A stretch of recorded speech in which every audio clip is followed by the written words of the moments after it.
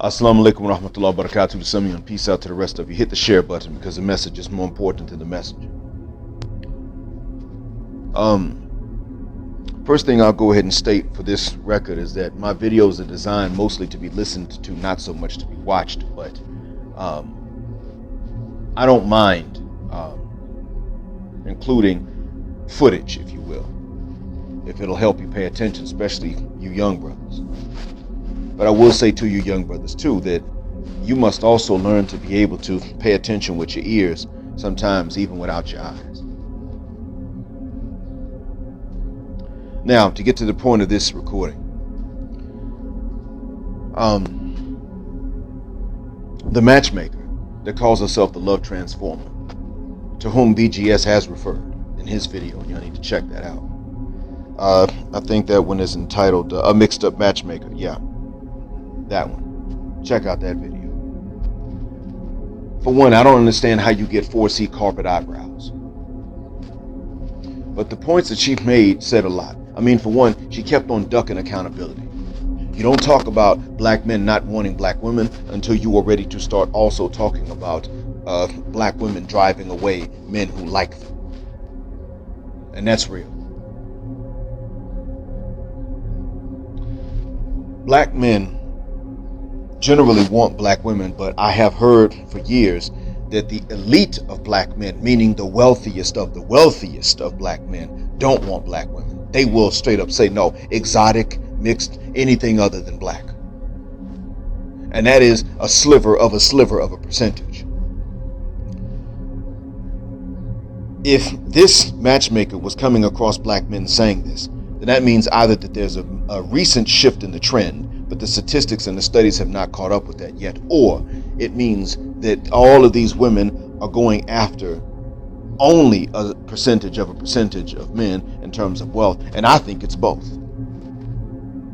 See, here's the thing that I have noticed from what I've been listening, what I've been hearing, listening to you brothers back in the States and in Canada, in the UK, mostly in the States. If, in fact, you want to live a simple life, but you've got a lot of money, and you're trying to live in such a way that you don't even have to lead with money, guess what? What race of women ain't gonna let you do that? Better yet, which race and nationality of women is not going to allow you to do that?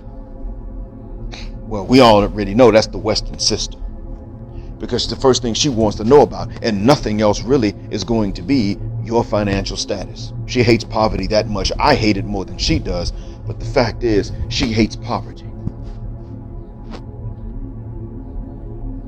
And she not only hates poverty, but when she hates it, she doesn't look at God and because he's the one who would decree it and then say, could you let us out of this? She looks at the man and says, you no good nigga bum, how dare you require us to go through poverty? All of us should be rich. That's how they are, and that's how they act. I'll tell sisters in a heartbeat. A lot of Western sisters, I'll tell in a heartbeat, you deserve exactly the man with the finances you can't stand. You deserve nothing better than that. You only deserve the man that comes in with the finances you can't tolerate. Why would you say that? Because you demand it. That's why. With you, it's always that. In a society and in the system designed to impoverish a man, you look at that man and say, you gotta be rich. And so now, when some brothers are making money, you turn around and you keep experiencing men that come from your same genetic race, but don't want nothing to do with you. Yet the only men that exclude you are the ones who are the richest of the rich. That means you have to be looking for only them to find this out. In addition to the changing trends in which more and more black men are not willing to deal with sisters. Now see, when the conversation first started, brothers were still willing to deal with sisters. But see, every year, let me take it back. Every 6 months that black women collectively in the West refuse to take accountability, that trend changes. And fewer brothers, by percentage, are willing to give sisters a chance.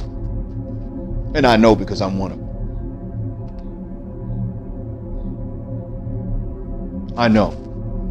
My wife now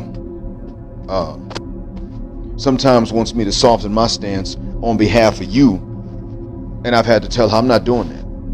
No, absolutely not doing this. And one of the reasons that I'm not doing that is because of what you have to go through. I've had to explain to her, you've been an excellent wife.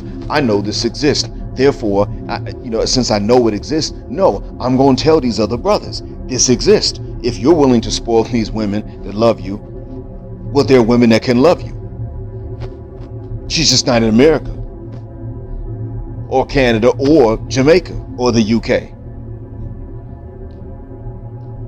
That's what that is. The Anglophone Americas doesn't offer you, especially attractive black women that are going to love you. They can't do it. So if they can't be attractive at the same time and love you, it's not because you're unattractive right off the bat. Because even if you're attractive to them, they have an attitude with you. It's because they got an effing attitude. It's because somewhere down the line, someone told them what you're not worth, and they believed it, and they can't get rid of that idea and that mindset. So you're not worth anything to them, and they just keep on viewing it that way.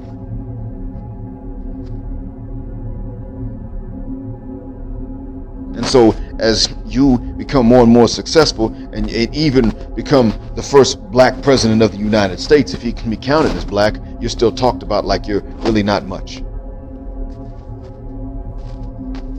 I'll tell you straight up.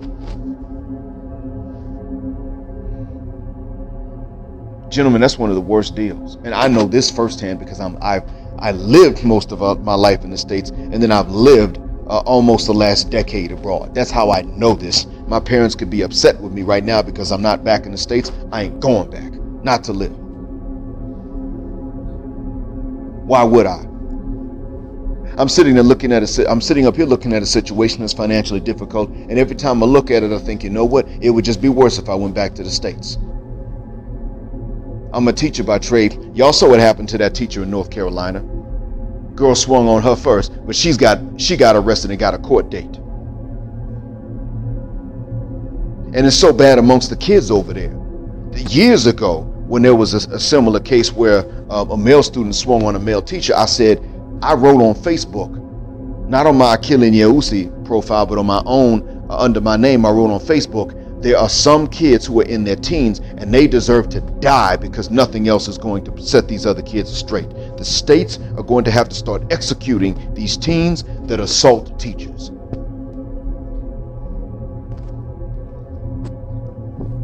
And if they execute a few of them, the rest of them will stop.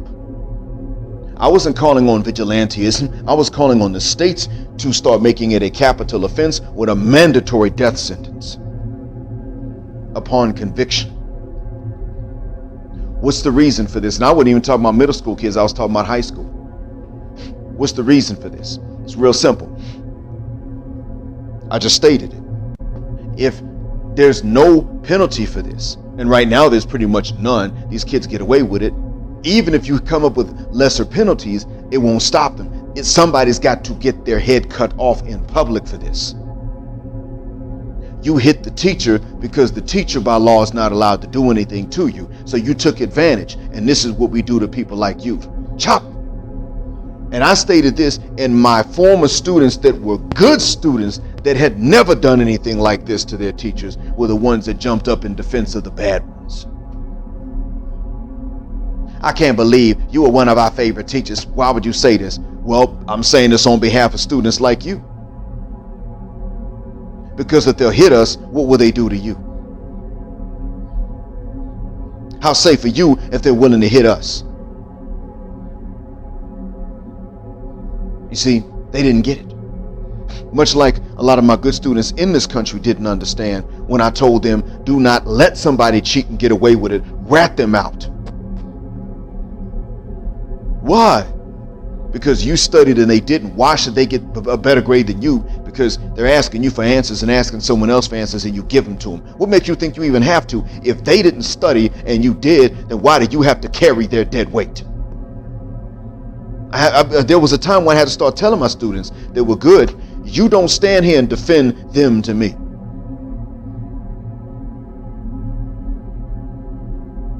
Had to tell them about this. Idiots, man. And that's what America's like.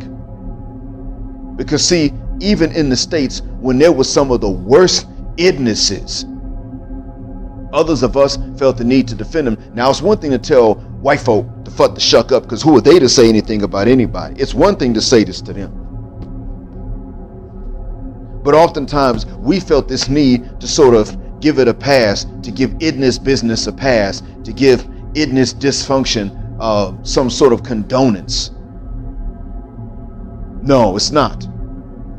And now what you have is a scenario in which, yeah, black men and black women in the West are becoming two different people, because black men are beginning to say, no, we're not giving dysfunction a pass, even if we ain't gonna let Massa and his his conservatives have something to say about it. Because who are they to say anything? We still ain't gonna give it a pass and act like it's okay. And sisters are sit up here with the neck roll, but. And then in the end, all they can say, when you corner them with enough arguments, all they can say is, but they sexy though. Yeah, that's right. We give it to them for free and you got to pay. And they can't say anything else after a while. And so we are becoming two different people. We absolutely are. And this is why I've got a playlist public for all of you to see entitled, We Are Not the Same. This is why it is. See, we were the same, and there was a point where we black men, we were the only ones that really preferred black women over other women. It was just us. As a collective, I mean. And we were proud of it. There have been individuals from amongst other men that have preferred black women, and they still exist, but they ain't coming out proud about it. Because they get checked for it. They get questioned about it. Why? Hell, even here in Arab land, they do that. And they don't even hate us. They'll question a non-black man. Why do you prefer black women? That's what they'll ask us. Why do you prefer black women? Asking me this dumb question. Why'd you marry a black woman? No, bro. If you don't know that I'm black, then why don't you ask her why she married a non-black man? Y'all are the ones that are crap. But see, that's because they're just coming from a standpoint of black is not normal. It's not about the Western Negress's attitude that they ask this question. That's when I'm pro-black. In the classic sense, the way sisters would want. But I don't tell sisters that, because I don't want them knowing this, because they'll think that I am forgiving and condoning the dysfunction, and I'm not. Western black women are hybristal maniacs. They are atavistic. They demand that we be animals to qualify to mate and reproduce. I can't forgive something like that, and I'm never going to. Demanding that if you're black and you want to reproduce with a black woman and have black kids, you have to be on the road to the cemetery or a cell block. Meanwhile, a goofy Wyatt comes along, stereotypical Wyatt. Milk toast, mayonnaise, unseasoned, all those stereotypes that we attribute to them. Nothing street. And these aren't necessarily always bad or always good, but they get to come around and just be regular run-of-the-mill, and maybe even smell like urine, as accountability commentary says, and she's okay with that. He doesn't have to be idness, thugged out, nothing. He doesn't have to have tattoos. Matter of fact, if he's one of them type, she'll say, no, that's okay, never mind. He ain't got to be tatted up, gold teeth, nothing.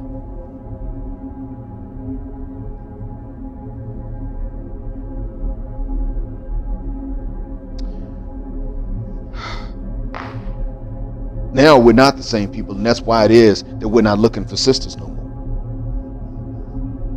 Because they ain't our sisters. We're just coming to realize this. So now it's official that we're two different people, because there's no contest.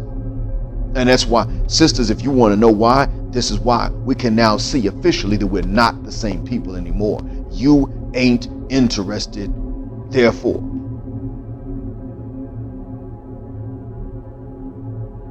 That's why. And the more successful we become, the less we'll want you. But see, the thing is, the flip side has always been the case. For all of us, we started our lives off at 13, 14, we started our lives off as pretty much the more attractive a sister is, the less she's going to want us. We started off that way. So when we get older and we become more successful, you're going to see this. Don't complain about it. Don't say, how dare you? Don't sit up and say that's too much for us to handle, because that's what you put men through when you're young, before they even men. The better you look, the worse your attitude gets, especially towards black boys. Well, now, the older we get and the more successful we get, the worse our attitudes are going to get towards you. It's because we start off young, preferring you. You teach us not to. The only question really is what took us black men so many decades to learn this. To learn what you were teaching us, which is to not prefer you. Because when I think about it, I ain't gonna front. Summer after my freshman year in college, I was working in Atlanta for a while, but towards the end of that summer, I went back to visit my hometown for a little bit before starting the sophomore year. When I did this, I sat my parents down and I told them that after this many years of being raised pro-black, half my childhood being raised pro-black, I was now going to have to sit down. I was now going to have to tell them that I could no longer approach black women. I was not going to do it anymore because there was no right way to approach them. I had to tell them they're not maturing. I had to fight in high school, 3 fights in 1 year, for them to start paying attention to me in my hometown. But then right after that, it was time to leave. I went to Atlanta, started all over again. The assumptions were that I would not and could not fight, but now I was too old to start picking fights to prove them wrong. Plus, too mature. I wasn't doing that in high school. I didn't pick those fights to prove to sisters that I was actually a man.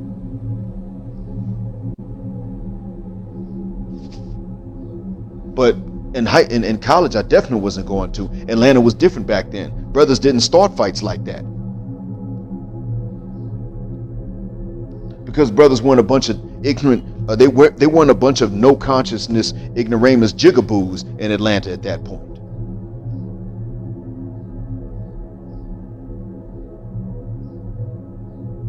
So, make a long story short, I'll let y'all know right off the bat, I had to tell my parents, my pro-black parents, I'm not approaching them anymore. They're not maturing. There is a very high chance that I'm not going to be able to continue the lineage with a black woman.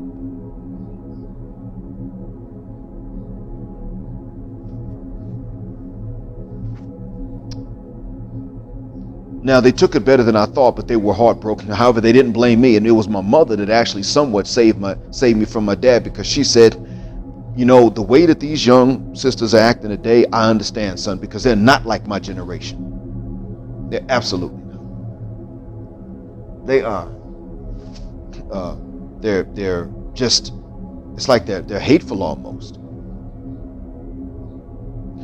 3 years later, she said it was even worse.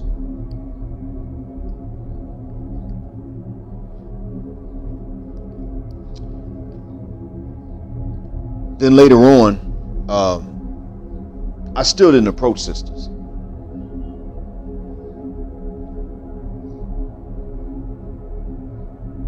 I would be introduced to them, but I would not make approaches.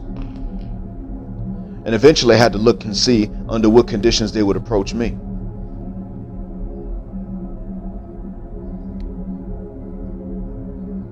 And to be honest with you, when I became Muslim, it was a bit different. I was introduced again.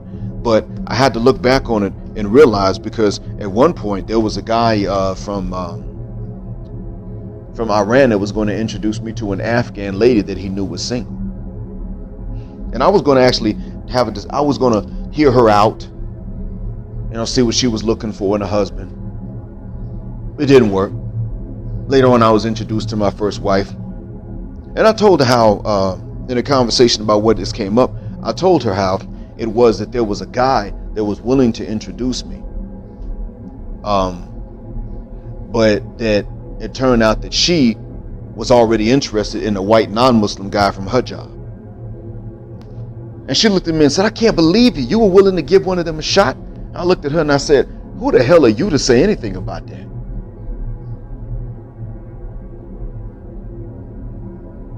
Because you see, even though she and I were married, the fact remains that she had even said a few times, I don't make the first move. When we were introduced to each other, but even she had just had to state that, oh, okay, well, you know what, dummy, you don't, someone else does. Guess who wins? Obviously, that marriage didn't work out. Sisters have been driving brothers away since we got to those shores.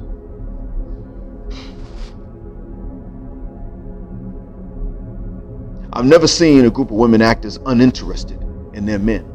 To be honest with you, even conservative Arab Muslim women don't act so uninterested in their men.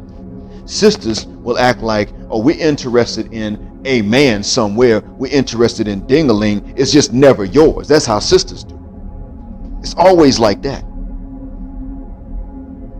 Sisters will pretty much tell you, gentlemen, they'll tell you, oh yeah, I mean, we got a little freak in us, we got a little slut in us, it's just you never the one that brings it out. And then they turn around and say the same thing to the next guy, like he's just never the one to do it.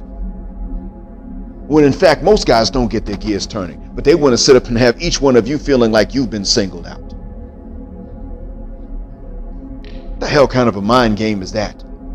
I can tell you now, honestly, watching because where I grew up, there actually were some foreigners too that were growing up, watching them, and then over here seeing it play out, I've come to realize that no, women got their needs and they don't hide them collectively from men. They just don't want to be loose. They don't want to get these high body counts, but they don't necessarily hide the value that men have to them over in these other areas. They might be conservative. They don't walk around acting like men are worth nothing. You talk to them about getting rid of the men, they're not sitting up and saying, oh yeah, girl, that'll be a great thing. They don't do that. You talk to sisters about getting rid of men. Yeah, girl.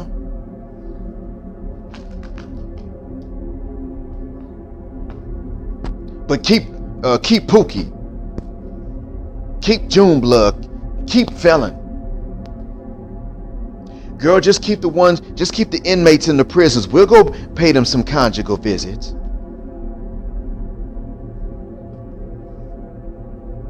Of course nobody's going to want you, sisters.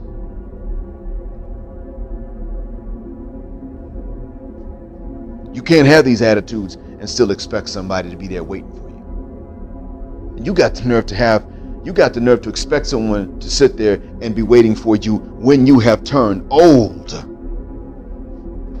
Like that 65-year-old judge sitting up talking about either he gives me butterflies but he's unreliable, or he's reliable but he doesn't give me butterflies. That's because that 65-year-old never aged past 13 psychologically when it comes to dudes. That's why it is that a reliable man can't give her butterflies. She says it's one or the other because she already has it in her mind that the two can't be the same man. She can't get butterflies for a reliable man. Oh, but don't, you know what, you need to call, but I'm not going to call you that much. And don't call me too much. I mean, she's just like a 13-year-old.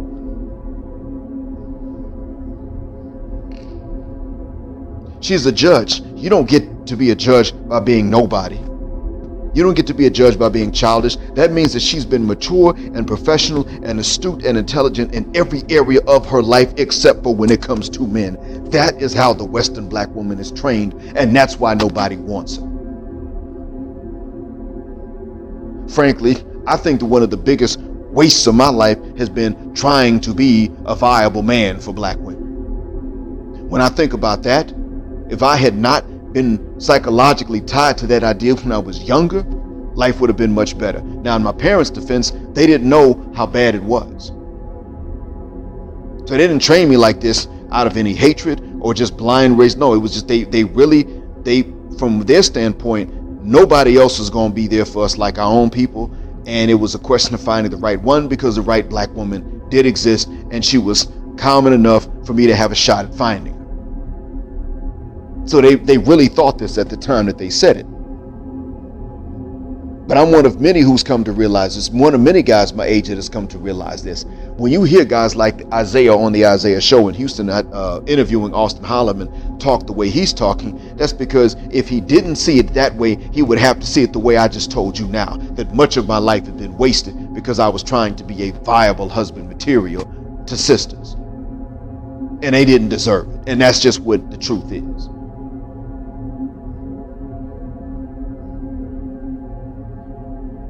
That what they deserved the whole time from me was no chance.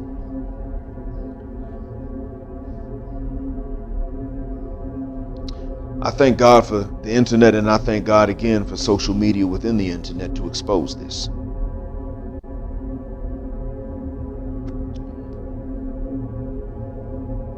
Gentlemen, if you are a young black man, what they deserve from you is no chance at all. None. And hopefully what I see, and I will be able to schedule a time to go live, because then I can tie in what the ADOS division has to do with all of this, inshallah. And hopefully those of us from North America, from the Caribbean, and from the continent alike can benefit. Because that's a pretty deep rabbit hole in and of itself. There are going to be some matchmakers on the continent. And in areas where feminism begins to spread and get accepted, like in Nigeria, as an example, Lagos specifically, they're going to start seeing the same thing. We'll go down that rabbit hole when he and I go live and we get to it, inshallah. In the meantime, I hope that what I've said helps, and thank you all for listening. As always, black heart, black mind, black out, assalamu alaikum, and black heterosexual, non-select male power just because they don't like it, and black patriarchy until extinction or judgment day. Thank you for flying again with me on Jet Black Airways, where jet black is also a verb. Keep jetting black with me till the wings and the wheels fall off. Gender, justice, forever.